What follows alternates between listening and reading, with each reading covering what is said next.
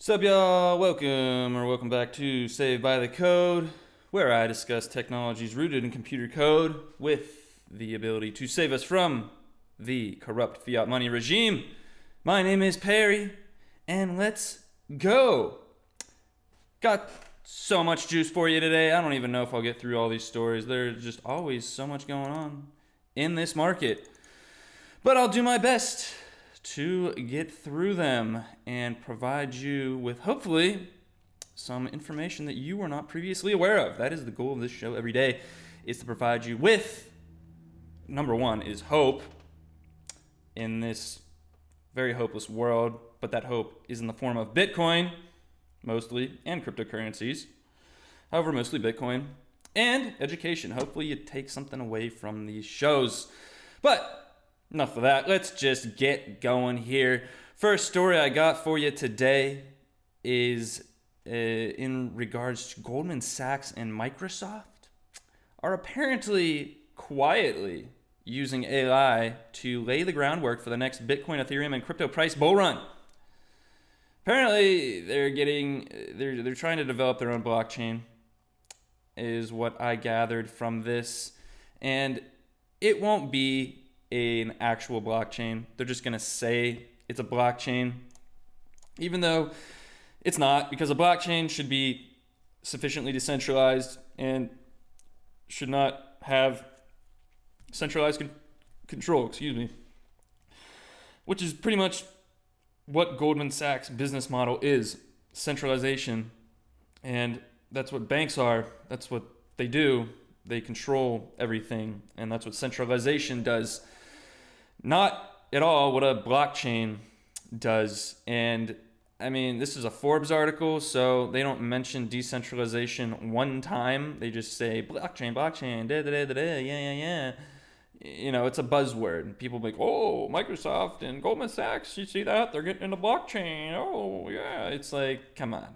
Really? No. It's going to be a closed, private, permissioned blockchain, meaning that you require permission. You have to probably provide your credentials to be able to use or enter the blockchain ecosystem, Microsoft's and Goldman Sachs blockchain ecosystem, which I'm sure will just be thriving. And it's not a blockchain, like I said. It's called a Canton Network Blockchain Project, and they're going to just try to be like Ethereum, pretty much, which it won't be like that because it won't be decentralized. You really think Goldman Sachs or Microsoft are going to want to... I could maybe believe Microsoft a little bit more, but Goldman Sachs, please, like, no way, shape, or form. Their entire business model is reliant on centralization, because if they don't have control, you know, they're not going to make as much money, and that's the whole purpose. They want the money. Everyone wants the money. You know, I want the money. We all want the money. There's nothing wrong with wanting the money. But when you want the money for the wrong reasons, that's when it gets a little muddied. And that's all they're doing this for, is the money. And, you know, use the buzzword blockchain. Let's go. People fall for it, and they'll pay us money for whatever we say they need to pay us money for. It's literally how it goes. And, you know, they want to be like Ethereum. I mean, this shows me that they want to be, they see the potential in these things, even just using the buzzword blockchain, even though it won't be an actual blockchain. They're going to use the buzzword, and people will use their platform, and they'll make money off of this. They're just trying to stay relevant. Oh, we're releasing a blockchain. Yeah, okay. I bet they couldn't even tell you what a blockchain is. They're trying to tokenize. The whole purpose of it is to tokenize real world assets, maybe like real estate or stocks or gold, or I don't know. And apparently that is the goal of this blockchain, air quotes. So look out, folks. Goldman Sachs, Microsoft getting into blockchain.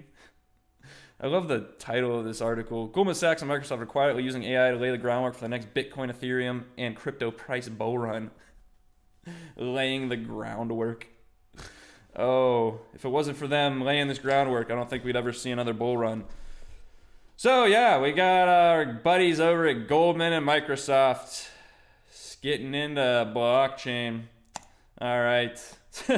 So excited about that. Next story here. This one is actually much more exciting. It has to do with the title here of the article is How a New Advancement in Cold Storage is Solving the Dilemma of Simplicity and Security. Cold storage, if you don't know what that means, is simply a way to store your cryptocurrencies.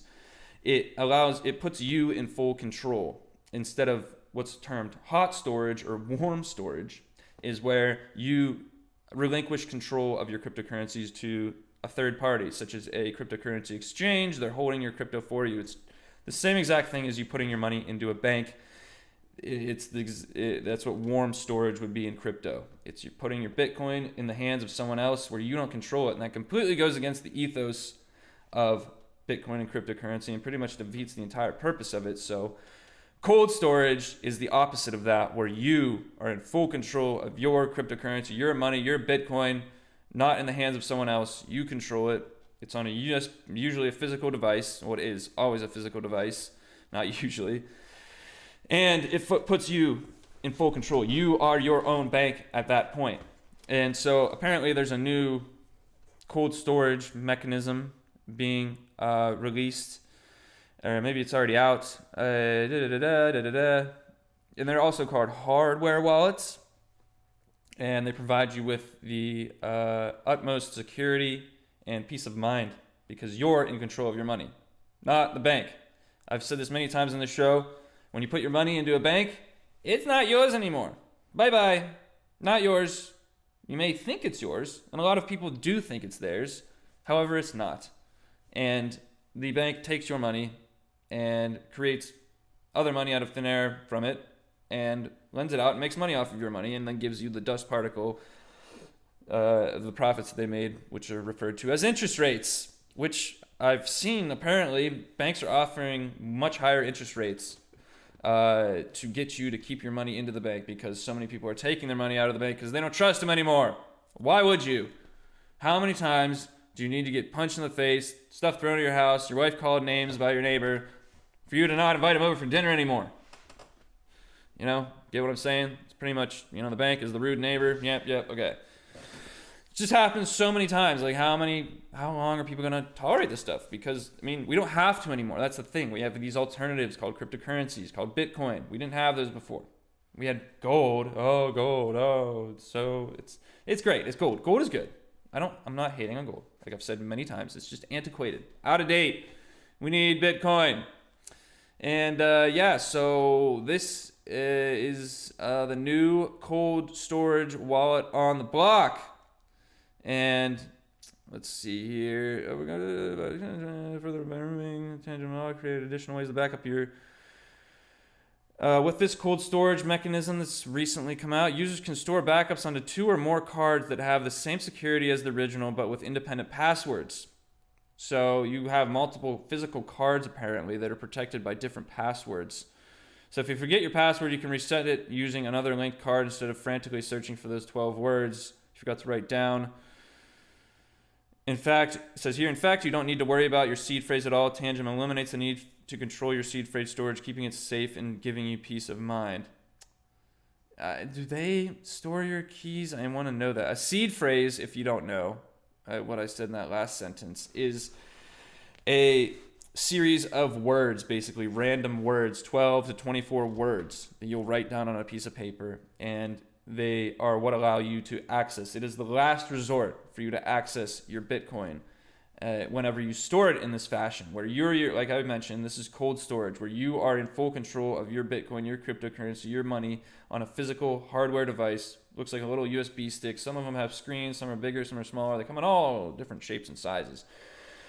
And when you get that wallet, you will be prompted to, like I said, write down your seed phrase, which is 12 to 24 words randomly. And this is, like I said, the last resort. So if you actually lose the physical device that you store your cryptocurrencies on, you can use those words that you wrote down to recover your cryptocurrencies, which is a pretty amazing feature of cryptocurrencies. So if you lose the device that they're actually being stored on, you can still recover them, which is amazing. And you can also have multiple devices with the same cryptocurrency on it. It doesn't mean like if you have two devices, you don't have double the Bitcoin or something. It's the same Bitcoin, you just access it in different ways. So it increases security. In case you do lose a device, you have another device with the same cryptocurrencies on it.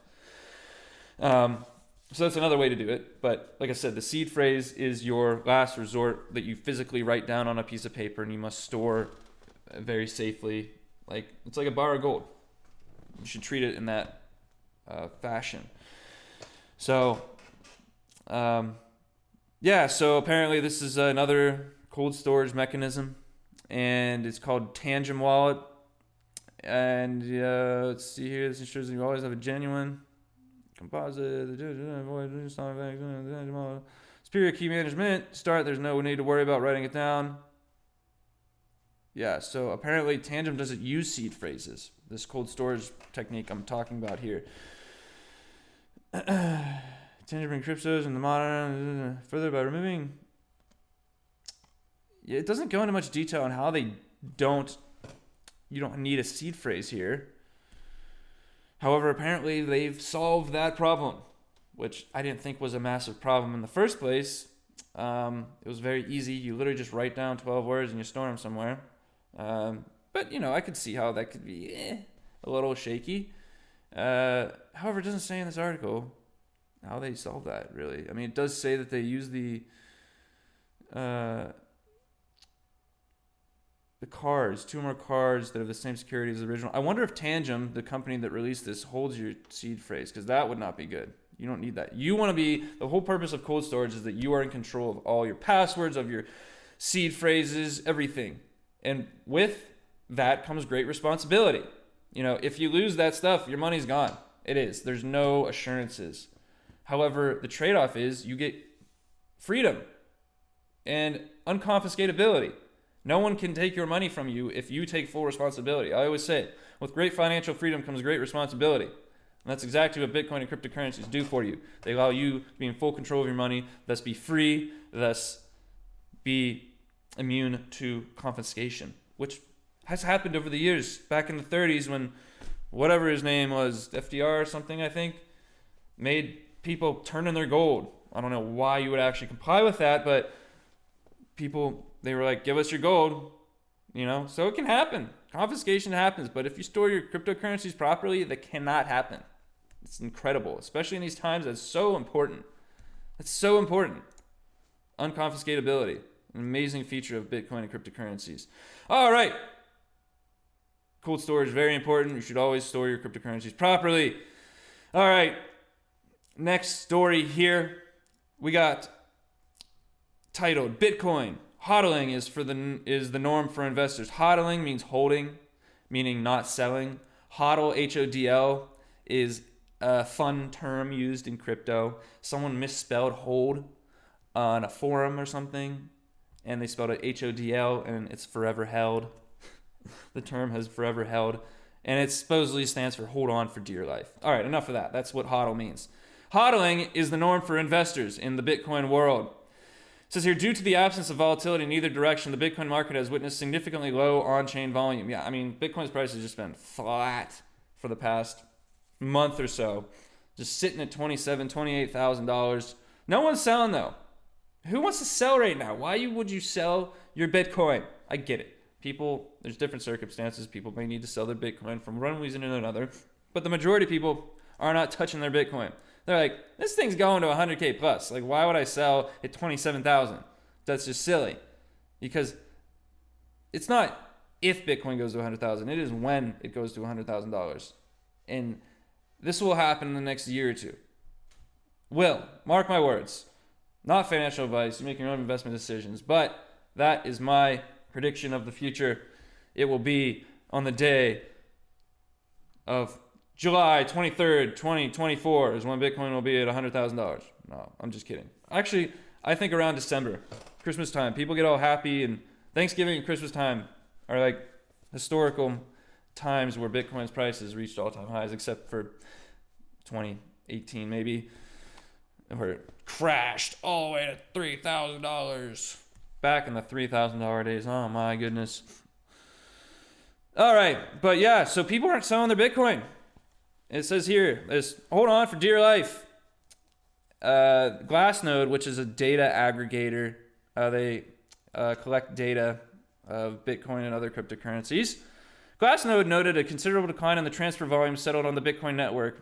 While the number of low-volume transactions has skyrocketed, the transfer involving the movement of large chunks of Bitcoin tokens has dwindled. Yeah, big holders aren't moving their Bitcoin. They're not selling it. They want the money. They know this thing's going to go much higher, and they're holding on for dear life here, folks. Let's see here. What else does it say? Investors' lack of willingness to sell was demonstrated by Bitcoin's growing dormant supply. The percentage of supply held for longer than a year climbed to record highs. Most age bands recorded an uptake in hodling activity. Yeah, people are holding on to that Bitcoin for dear life. No one wants to sell, folks. No one wants to sell. Why would you sell something in a strong asset into a weak asset like the US dollar? Doesn't make sense. Oh, because it might fall. And I will tell you this 100% certain. I've never been more certain about anything in my life. If you decide to buy Bitcoin or cryptocurrencies, it will go down from the price that you bought it at. It's so funny when people ask me, oh, should I buy Bitcoin? I'm like, I don't know. Everyone's situation's different. You should learn about it. And I always tell them it's a risk not to have any, not investment advice, make your own investment decisions. But everyone's situation's different. And you should evaluate your situation and decide for yourself. Learn about it a little. I'd be happy to help you learn about it. And then I always end it, it's a risk not to have any. Not having $1 of Bitcoin is a risk. You know, like I said, not investment advice, you make your own investment decisions, but not having any is a risk. It's a risk. Even if it's a couple bucks, 10 bucks, 25, whatever. Everybody's situation is different. Like I said, it's a risk not to have any in these crazy, crazy times.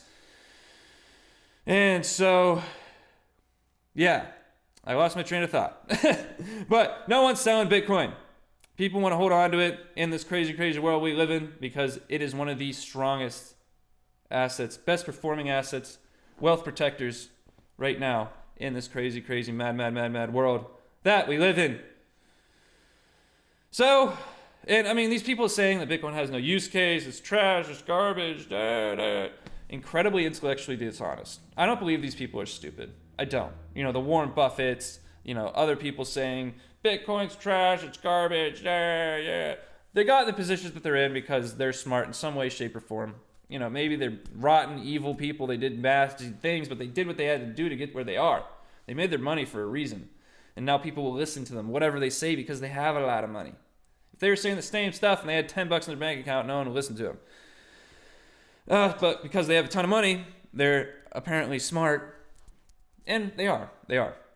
But they know how to deceive and play the field, and they know how to make money in this world. So they're going to say it's bad so the prices get suppressed so they can probably buy some behind the scenes. You know, they don't care when they're running. they're running from the bank with their bags of money. They don't care what they said. You said this, though. Hey, I'm a billionaire now. See ya. You know? So, and it's just like, that's why I believe they're being incredibly intellectually dishonest, not stupid, saying that Bitcoin has no use case. Because it clearly does. But they just want it for themselves and to suppress the price so that they can pick some up. That was my cat's feeder. I hope no one heard that. Has my voice that plays like, come here, kitty, get some food. Anyways, yeah, so people not selling and rich people being intellectually dishonest saying there's no use case so they can buy more for themselves. All right, next story here. Cardano. Total value locked surge is pushing Cardano this way. So TVL, which stands for total value locked, is how much money is locked into a blockchain for various different uses, such as lending, borrowing, and apparently Cardano's total value locked has increased significantly in recent times, going from around $250 million to over $500 million, $500 million in recent times. And this is a very healthy, good indicator. TVL, total value locked. I believe Ethereum's is in the billions somewhere, multiple billions, but Cardano is at a little over $500 million, which means the upside growth potential is very large there. And hence why I think it's a great buy and hold. Cardano's use case, as well as its growth potential, is highly indicative to me of a significant price increase in the future here, folks. Not investment advice. You make your own investment decisions. But Cardano is a great project. I would highly recommend looking into it.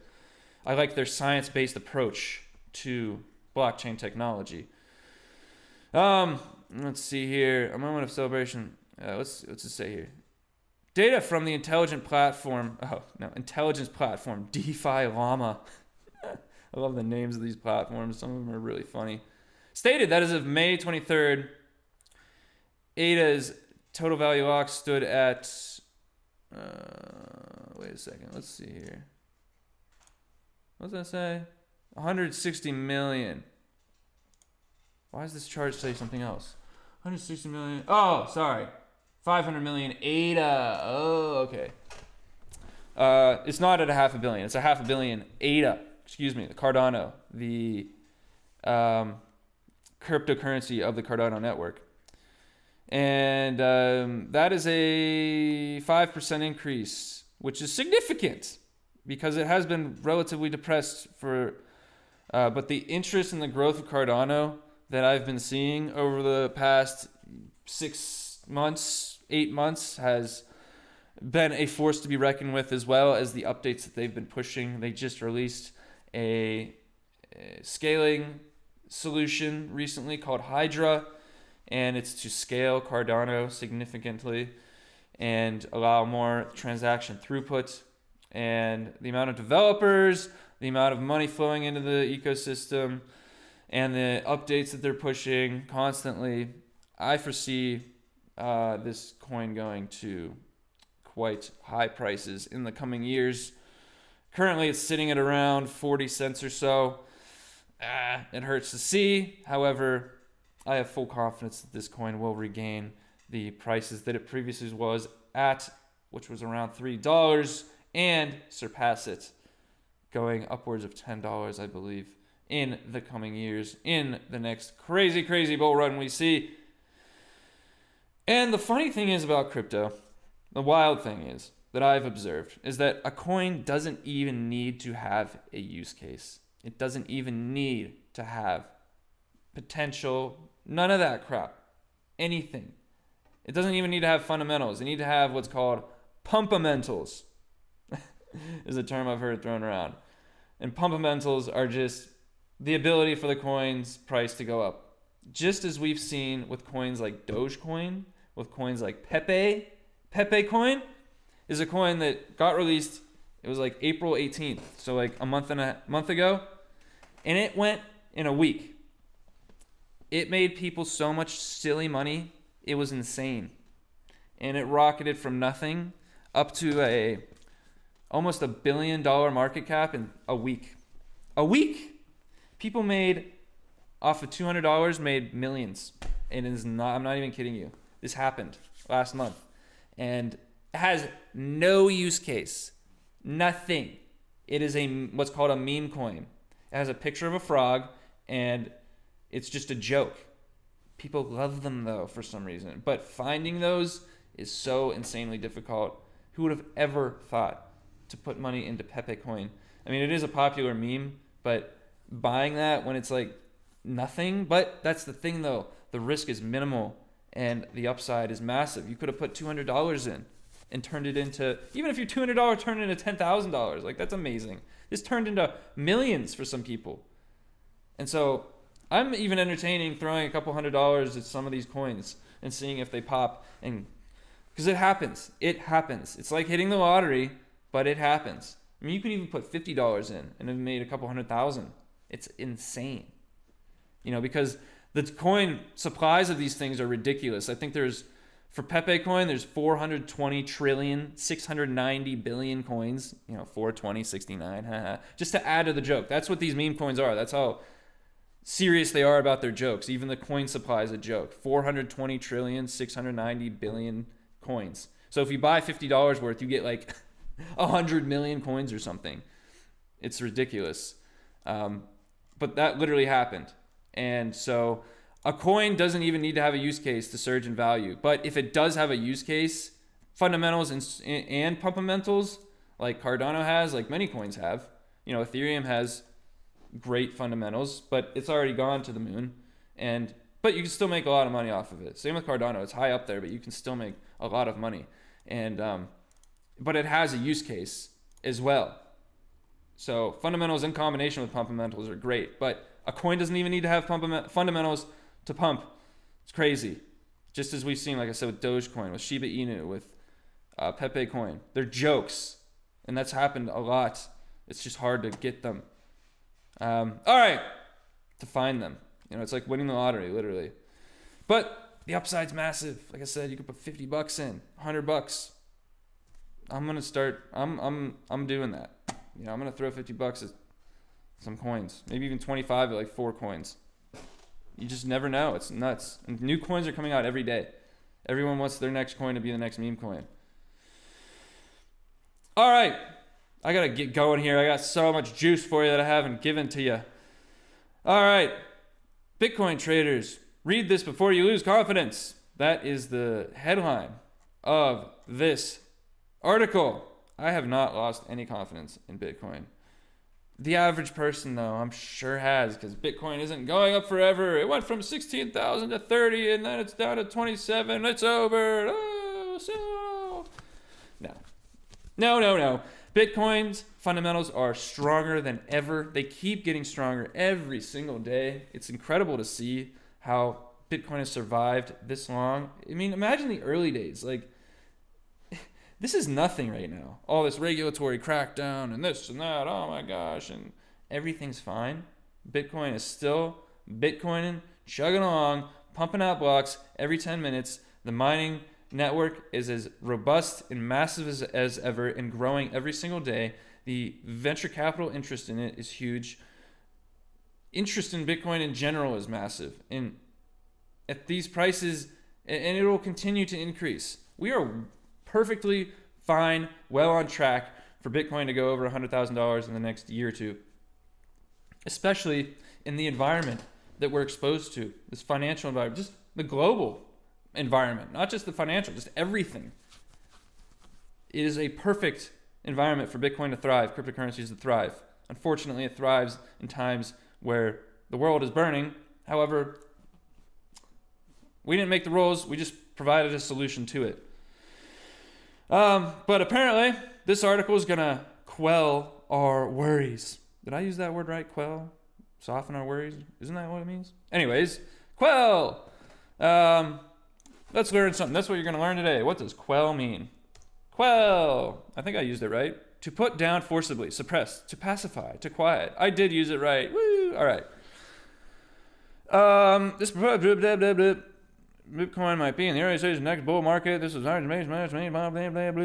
apparently some chart indicators are indicating that we're in an early stage of a bull market because this is going there and up and down and here and there and square and left and right. We may see a price decline here. It's totally natural. If Bitcoin goes down to $20,000, 100% natural. I wouldn't panic whatsoever. If Bitcoin went to $100, I'd panic. But if Bitcoin goes to 20,000, 15,000 even, it's totally normal. It happens. Welcome to cryptocurrencies. If you can't stomach that, you're in the wrong market, folks. I highly doubt it'll go below 20,000, but I could totally see it happening. But I'm not an analyst. I don't analyze these things. And I'm not even saying that because something's wrong or anything. It's just what happens sometimes. There's no one actually knows the reasons for these. There's articles that are always like, oh, this is the exact reason why Bitcoin's price fell today, or this. There are some days, reasons why, clear reasons why. Bitcoin dropped by 10% and some article came out saying, China banned it or whatever, which blew over. That happened. China banned Bitcoin. They banned it like 20 times, by the way. even though there's still mining operations going on there, there's this and that. It's not actually like banned there, but anyways, when they banned it, the price dropped pretty significantly. Miners went to the U.S., price went back up. Everything is fine. I mean, it's just, this is how it goes. And but there's a lot of good things analytics wise that are pointing to increased adoption of Bitcoin and bullish sentiment for Bitcoin. And what is one of them that I wanted to see here? Long term, first is gone to the lowest. Addresses holding more than one Bitcoin have reached an all-time high. The mining network hash rate has reached an all-time high, meaning the number of people mining Bitcoin has reached an all-time high. Those are incredibly bullish indicators. The health of the mining network, as well as the amount of addresses holding more than one Bitcoin. I think it's surpassed 1 million addresses, I believe. This is very significant. One Bitcoin, I mean, that's $27,000. A lot of people can't do that. Just buy a whole Bitcoin, or that takes a long time for some people to get to that point. And that's significant. And that's continuously growing. And it's seen a sharp increase in the past year. Showing, I mean, it's just organic growth and indicators that people want Bitcoin. They need Bitcoin. And so I'm incredibly bullish on Bitcoin, and a lot of other people are as well. All right, next story here. Bitcoin developer introduces ARC, a layer 2 protocol for fast and efficient payments. Apparently, another scaling solution for Bitcoin called ARC, designed to enable fast and secure transactions. ARC offers an alternative scaling approach that allows users to send and receive funds without liquidity constraints, making it easier for recipients to get paid without an onboarding step. Unlike other layer 2 solutions like Lightning, ARC does not require the opening and closing of channels, reducing the on-chain footprint significantly. This is cool. I just came across this today, and I'm going to look more into it. However, this is great. And we need layer 2 scaling solutions for Bitcoin. We really do. Desperately. As we've seen in the past couple of weeks, where the Bitcoin transaction fees surged upwards of $40, $50, which may not seem like that much, but for people sending $100, it's a flat fee. It's not percentage. So if you send $1 million, it'll still cost you $50. But if you send $100, it'll cost you $50, which is far from ideal. And the transaction fees have since gone down. I think they're back down to like $2 or $3. However, even that's high, in my opinion. People sending small amounts should be able to send $100 for cents. And that's how it was even a couple months ago. However, with the increasing interest in Bitcoin and traffic on the network, transaction fees increase, because that's how Bitcoin works. The higher transaction fee you're willing to pay, the faster your transaction will be processed. And it makes sense. It does. If you're willing to pay more, your transaction should be processed quicker. And but this brings up the need for a layer 2 scaling solution. So the transaction fees are reduced, and they're faster. And so all this transaction fee spike that's happened in the past weeks has really kicked developers in the butt. We need to really put this into high gear. And look, another scaling solution is coming out called ARC. And so it's great to see. This is important that these things happen. These spike in transaction fees, because it really kicks people into gear. It goes, oh, wow, we really need to do this now to get ready for global adoption. Because if we don't have this, global adoption ain't happening. But we will have it. That's the thing.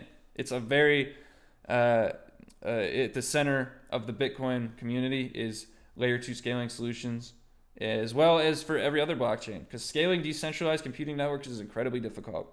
And so you need to have the base layer, which is the decentralized network, like what Ethereum has, Bitcoin has, Cardano has, and then you build on top of that, because those base layers can only process, 3, 5, 10, 50 transactions a second, and that's not good enough for global adoption. You need thousands of transactions per second, 40, 50,000 transactions per second.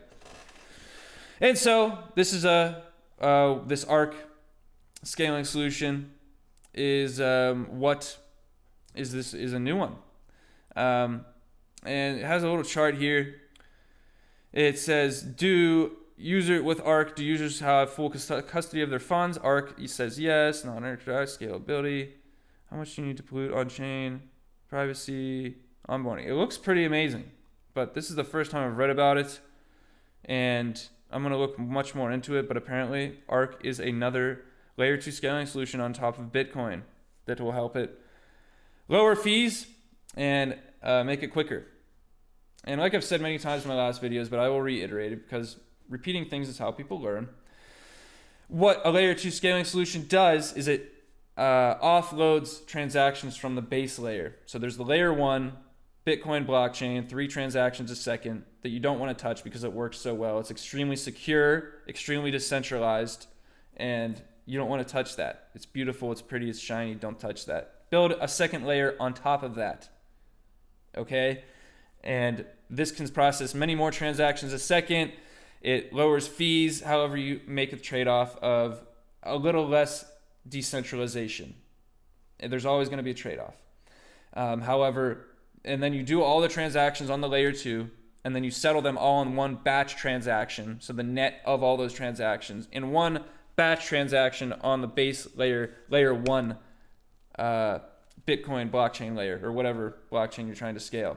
Instead of all those transactions on the base chain, you do just bulk the net of all those transactions in one transaction, put back to the layer 1 blockchain. Significantly reducing transaction fees, significantly reducing congestion. And it's great to see another layer 2 solution being brought to Bitcoin called ARC. I'm going to look more into that. First time I'm learning about that today. All right. Next story here, and this kind of relates to the last story. Decoding Bitcoin's transaction surge, the emergence of history's greatest accounting innovation. The rise of ordinals has brought massive transaction volume to Bitcoin, and its promise as a historic accounting innovation is starting to show. Ordinals is the NFTs on Bitcoin, and this is what has caused the massive surge in transaction volume and transaction fees. And this is what has brought attention to the need for layer 2 scaling solutions. It says here, the recent surge of transaction volume on the Bitcoin network has sparked conversation and debate about heightened transaction fees and Bitcoin's overall goals and purpose. This has resulted in questions regarding the network's future and its ability to handle the increasing demand. Yeah, so like just ties into the last article. We need layer 2 scaling solutions desperately. It says here, the accounting innovation of Bitcoin. As an accounting layer, Bitcoin represents the first true accounting innovation in more than 700 years, marking a transition from the legacy stakeholder-controlled private double-entry accounting system to a public triple-entry system. Triple entry simply means the two-party transactions, debit and credit, are written to a public immutable ledger, the third entry. Public means that the ledger is accessible at any time by anyone on the Bitcoin network. Yes, Bitcoin is literally triple-entry accounting. The first of its kind ever. It's incredible. It is. This is why I'm like, the people that say Bitcoin has no use case are just lying straight to your face to try to get you to not get into Bitcoin, because it's so incredibly revolutionary that when you find out about what it has done, you go, holy, you know what? I want some of that, and these people like Warren Buffett and others will beat it down and call it rat poison squared, is what Grandpa Buffett called it, and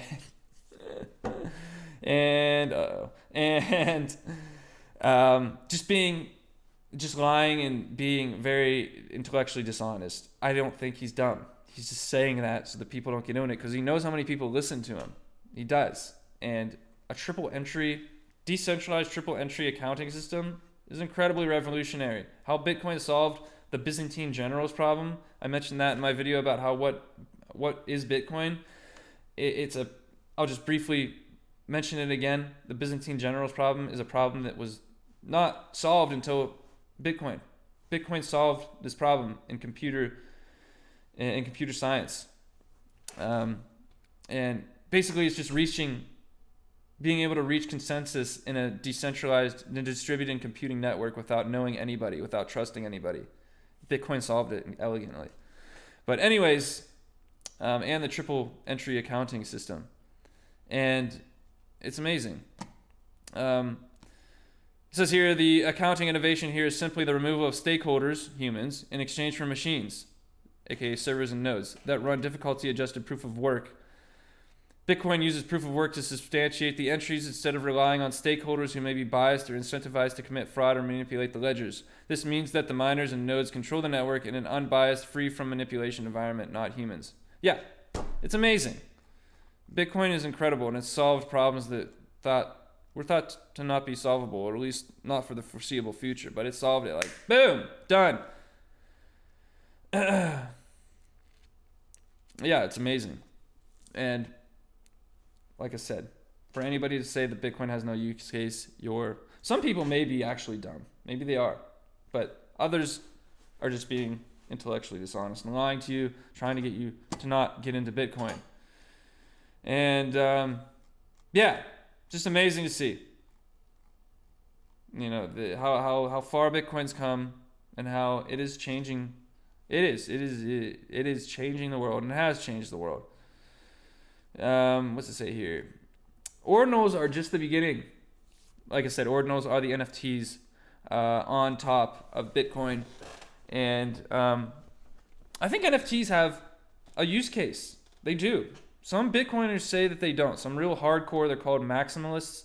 They literally just want Bitcoin to be digital gold. That's it. Store of value. That's it.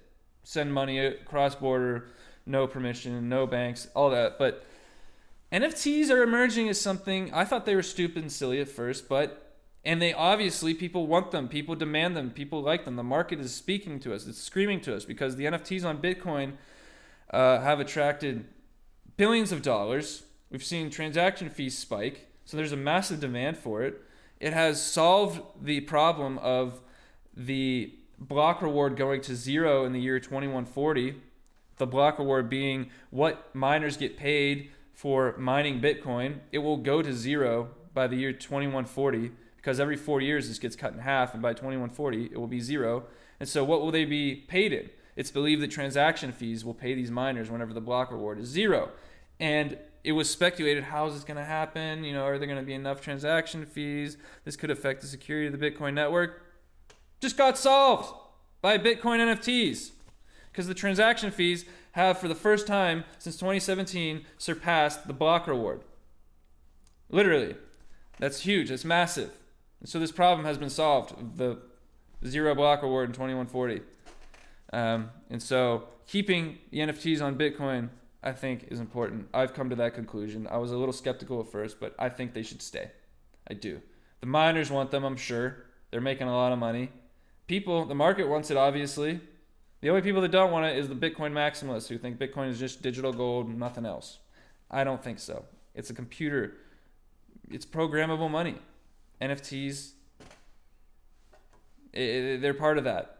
And so they haven't taken action against it yet. And so it's just letting it go, you know, and I think that is the best course of action. And I like the way that it's being handled so far. All right. Let's see here. Next story we got here. Robert Kennedy Jr. makes his campaign debut at Bitcoin 2023. Bitcoin 2023 is one of the largest Bitcoin conferences in the world to take place in Miami this past weekend. Quote here says, Robert Kennedy said, "Free money is as important as free expression." He loves Bitcoin. Robert Kennedy. He's got my vote. Not even going to get in politics. Not even going to say anything there. But hey, man, if you're about Bitcoin, I like this guy. Apparently, that was his first public appearance as a presidential candidate at the Bitcoin 2023 conference. Sharing his own experience with Bitcoin, warning about how technology is enabling government totalitarianism around the world, and describing how he would protect the rights of Bitcoiners if elected president. Woo! Let's go, baby! Let's go! That's going to be toughy, but he's got my vote there, man. Man. But you know how it usually goes. Many presidents will say this and that, presidential candidates, but do nothing when they're elected into office. So, is this just a play? Who knows? But, I mean, I might have to press Press him if he sticks with this narrative. It says here, quote, as president, I will make sure that your right to hold and use Bitcoin is inviolable. Kennedy said, I am an ardent defender and lifelong defender of civil liberties, and Bitcoin is both an exercise and a guarantee of those freedoms. How is this guy a Democrat? Let's see here. Kennedy told the crowd that he was first inspired by Bitcoin as a critical freedom technology after learning about how it was used to circumvent financial restrictions during the Canadian trucker protests last year. Quote, none of these lawful and peaceful protesters had violated any law, but suddenly they found that they could not access their money, their bank accounts to pay their mortgages or feed their families. When I witnessed this devastating use of government repression, I realized for the first time how free money is as important as free expression. Yeah. Beautifully said, Robert. Robbie, love you, buddy. That's great. That's great. It says here, I gotta keep reading this. This is too good. First, quote, first, I will defend the right of self-custody of Bitcoin and other digital assets. That's amazing. Second, I will uphold the right to run a node at home. That's incredible. Third, I will defend industry-neutral regulation of energy. Wow. Fourth, I will make sure that the United States remains the global hub of Bitcoin and other cryptocurrencies. I will reverse the government's growing hostility towards the industry. Oh my God! Hallelujah! Hallelujah! Hallelujah! Robert Kennedy's to the rescue. Wow. I'm going to stop. That is amazing. He got my vote. That's it. That's who I'm voting for. There's no question. Sorry, other guy. Not going to say anything. But, wow. That was good. Finally, he said that he would look closely at whether individuals like Ross Ulbricht, the founder of the darknet marketplace Silk Road, who received a double life sentence, were prosecuted for actual crimes or as a means to crack down on crypto. Yeah. What he was talking about there, Ross Ulbricht, who was the founder of Silk Road, which was a marketplace where you could buy drugs and all that stuff, was sentenced to he got 2 life sentences for that in 2013 and was not allowed an appeal, I believe. And you would think he was a serial killer, a murderer, but he opened a website that allowed you to go and buy drugs and bad stuff on there. He just provided the website and used Bitcoin as a medium. And it's believed that the government used him to make an example out of him, which is why they gave him 2 life. And it is messed up. The fact that he mentions that's pretty amazing. You know, I mean, it's very difficult for me to say that, you know, a politician has like genuine interest in anybody but themselves. However, talking about this guy, he could have just forgot about him. This guy's just sitting in jail, 2 life sentences. Who cares? He brought him up though. Like, that's pretty amazing. Or as a means to crack down on crypto. Like, wow. He said, I will consider pardoning them and I will act very quickly to do so, Kennedy said. Wow. That man's got my vote. That was powerful. You go, Robbie. That is amazing. That's the first time I'm like reading stuff. I knew he was about Bitcoin, but holy crap. Like, that's important that he gets in. I mean, wow. Good stuff. Kennedys are great. I hope this one doesn't get taken out because that would be so horrible. Let's see here. What else does it say? Anything here? Personally invested in Bitcoin. Oh, he's not even personally invested in Bitcoin. What the heck, dude? He said he would accept donations in Bitcoin. Maybe that's why he doesn't even need to buy it. It says here, we are now living in this age of turnkey totalitarianism, and our job is to try and build and fortify democratic institutions at the same rate. Quote, the biggest, most important one on the horizon is Bitcoin because it can't be manipulated. Wow. I love this guy. You go, Robbie. Man, I wish the other guy I liked would say stuff like that. That's amazing. All right. I got to hurry it up here. We're at 50 minutes almost. Thanks for sticking around. If you're still listening, deeply appreciate you. Hope you're learning stuff. Hope you're enjoying. Let's get going here. Keep it going. Keep it chugging. Financial surveillance is the title of this article: Privacy and CBDCs. Why are governments going cashless? I say this in every video that I bring up CBDCs, central bank digital currencies. They already exist. What is this like? Oh, they're coming. Oh my gosh, look out. There's lightning striking and oh, there's clouds rolling in. What do you call your money in a bank account? Isn't it a central bank digital currency that is surveilled, that is not yours, that is controlled, that can be shut out of you at any moment? Like, what is this? I just don't understand what this push for CBDCs are coming and we're all gonna die. They're here and they've been here for years. I don't understand what this whole... It says here, the government can basically get basically any information about us, and it's rendered the Fourth Amendment useless. Yeah, it has, and it already exists, CBDCs. I don't understand why people are like think they don't exist. What do you call money in your bank account? What do you call it? Central bank digital currency that can be turned off, it can be shut out of, it can be inflated into oblivion. I just don't get why what this whole the impending CBDC when they're already here and they've been here. All right, next story here.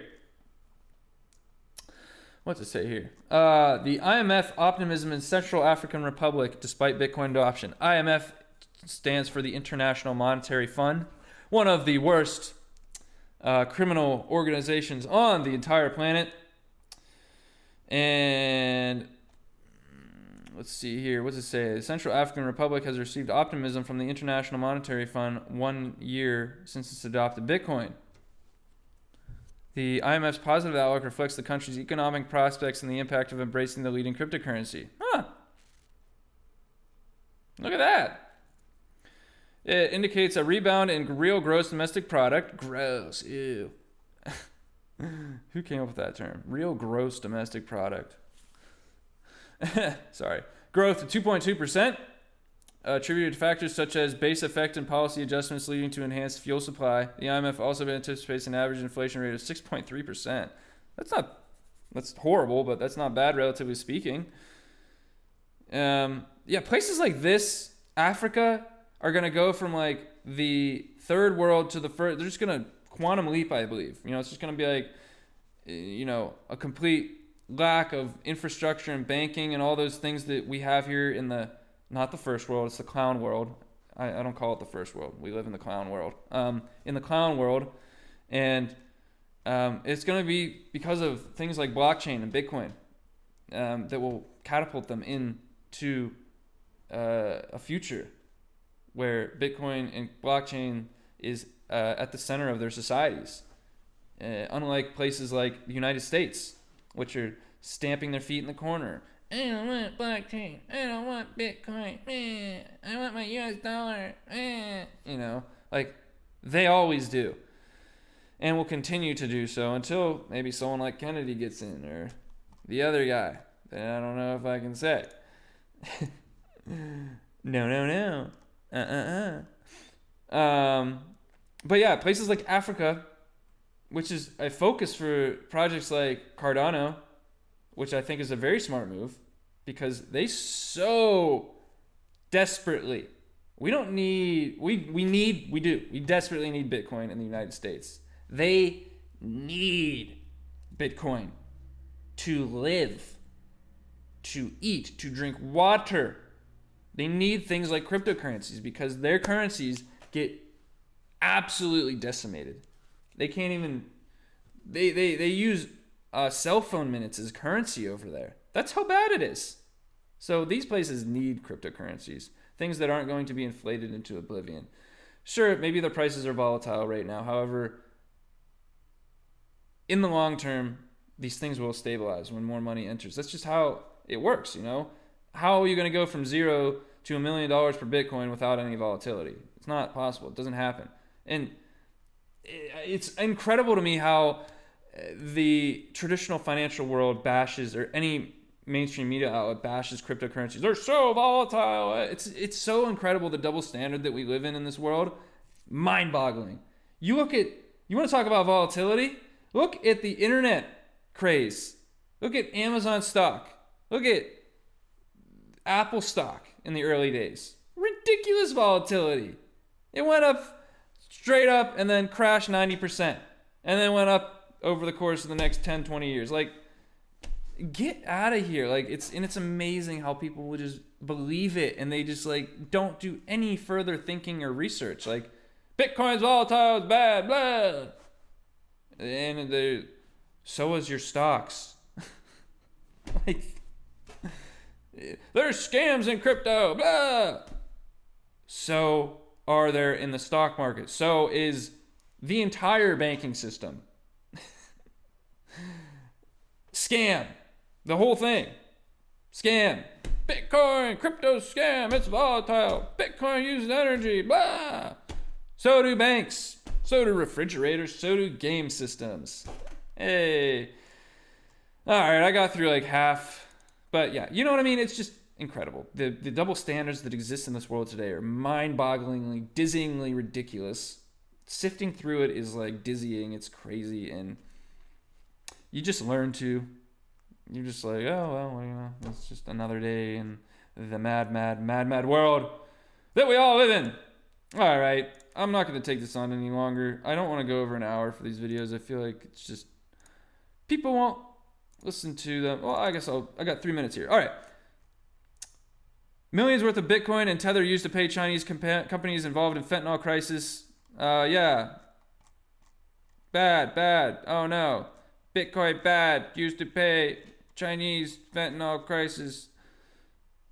Big deal. I mean, like, yeah, that's unfortunate, but you know, I don't even know why I picked this story. Like, who cares? They could have used cash. Whatever. Let's see here. Oh yeah, Biden blasts wealthy tax cheats at group of 7. Speaking at the G7 Forum Conference in Japan, United States President Joe Biden drew attention to the ongoing budget talks with lawmakers. President Biden blasted wealthy tax cheats and crypto traders, calling them underserving beneficiaries of Republican lawmakers' pro-crypto deals on the new budget. Oh, because Biden has never done anything illegal, ever. Their whole family. Nothing. They are just the cleanest, most wonderful, amazing people. Once again, the double standard that exists in this world is so dizzying. Ugh, it's insanity. This was a crazy story. FTX apparently is coming out again, 2.0. Absurd. I know. Insane. I'm not even going to read it. We don't have much time. This is crazy. If anybody is going, and that's the crazy thing, is that people will use this exchange. If FTX 2.0 comes out, they will use it. It's unreal. I guarantee you it'll see billions in volume. People will be like, oh yeah, FTX is great, woo. It's unreal. Apparently that's happening. That's crazy. Title this, Treasury Secretary Yellen insists U.S. could default on June 1st. Goldman Sachs says it's a week later. See, no one knows what's going on. Everyone's just like, wow, who knows? All right. That does it for this video for you. Actually, I'm going to end on this. Oh, wait, no. Forgot. Babylon Bee. Of course. But I got to mention this first. A new Bitcoin mining rig is coming out with 320 terahashes per second. That's huge. That is a lot of mining power. And I've mentioned this in my past videos that these people that bash Bitcoin for using all this energy do not ever mention one thing about how Bitcoin mining rigs will increase in efficiency and energy efficiency and consumption, as well as move more towards renewables. It's so ridiculous. But this new miner that's coming out is water cooled. It's nuts. This thing is incredible, incredibly powerful. And I believe it's priced at like $50,000 or something insane. You know, I think it's like $15,000-$20,000 per machine. But that's crazy. Wait, what? They're only $4,200 a unit? Wow. Or is it? There's no buyers can only find. Oh, okay. That's the ones with less terahashes, but still, wow. All right, new mining rig coming out, more efficient, great to see, awesome, love it. All right, let's see what's going on in the world of the real news. Enough of this fake crypto news crap. Let's go to the real news at Babylon Bee, so that I don't end on a. Well, that was actually not a sad note, but always got to end with the Babylon Bee. Looks like here we got Netflix announcing the wife mode function. Wow, how about that? Let's check this out. That explains entire movie before it starts. Wow, that's pretty amazing. Not that great of a story. Oh, this is a good one. Oh, wait, maybe I'm not allowed to say that. Oh, here's a good one. This pertains to what I was talking about. Nation unsure how the government not being able to borrow more money is a crisis. Yeah, wait, how is that? As negotiations to raise the debt ceiling continue, American citizens are beginning to wonder how the federal government being unable to borrow trillions more dollars is some kind of crisis. Quote, could you explain to me how this is bad? Asked business owner Josiah Smith. Quote, the media keeps saying this is heading towards some type of horrible catastrophe, but if the government isn't able to borrow more money to burn on stupid stuff or send to Ukraine, I'm kinda on board with it. The Biden administration has been engaging in negotiations with congressional leaders for several weeks in an attempt to raise the debt ceiling and avoid defaulting on the nation's debt. Could be a disaster. It would literally end the world, quote, said Professor Blake Rumsey. If the debt ceiling is not raised immediately, it could potentially open a tear in the space-time continuum. If you've heard the explanation from Doc Brown in the Back to the Future films, you know that's a bad thing. You heard it here, folks. The space-time continuum could rip apart if the debt ceiling is not raised. We will see what happens in the coming days. But regardless of all that, I hope you're all doing all right out there. I hope you're doing well. And like, subscribe if you enjoyed the content. And yeah, until next time, I do bid you farewell on your cryptocurrency journey.